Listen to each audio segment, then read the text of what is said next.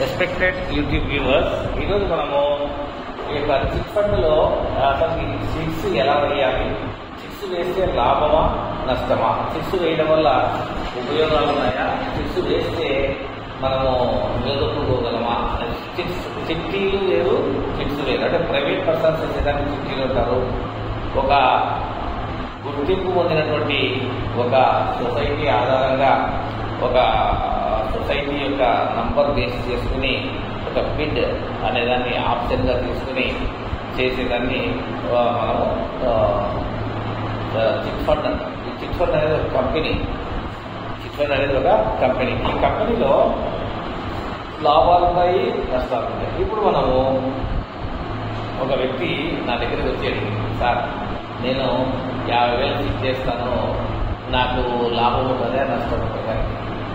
Chit fund అనేది company చాలా వేరు, చిట్ అనేది వేరు. చిట్ అనేది ఒక ప్రైవేట్ వ్యక్తికి సంబంధించినటువంటి అంశం.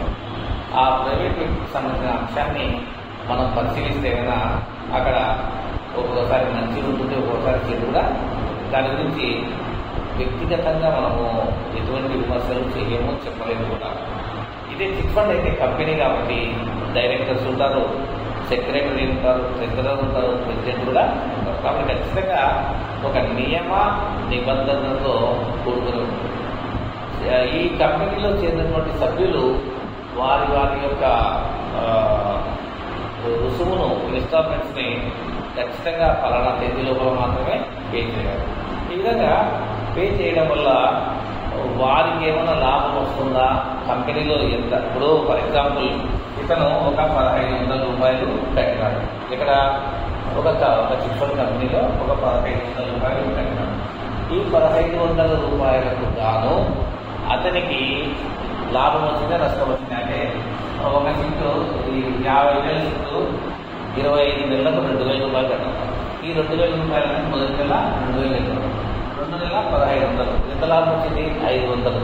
అంటే ఇతనికి 500 జోబులో ఉన్నట్టు లెక్క. 3వ నెల వచ్చేసి 1,400 వచ్చింది. ఎంత వచ్చింది 600 అనేది ప్రాఫిట్ వచ్చింది. కాబట్టి ఇక్కడ 600 అనేది జోబులో వచ్చింది. 6 + 5 ఎంత 1,100. 3 నెలలకే ఇతను 1,100 సంపాదిస్తున్నాడు. 4వ నెల వచ్చేసి మళ్ళా కంపెనీ తరఫున కాబట్టి 2,000 కట్టాలి.